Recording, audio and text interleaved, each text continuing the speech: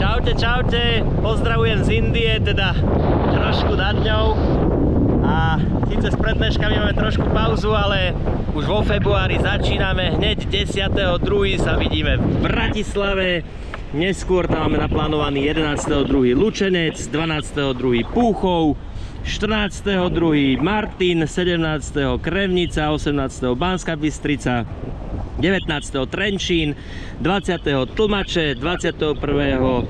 Banská Štiavnica, 24. Košice opäť, potom 25 Michalovce, 26 Kežmarok. No a v marci je tiež toho dosť. Začíname Senicou, 11.3., potom 12.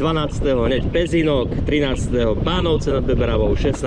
Žilina, 17. Ružomberok, 18. Pošany, 19.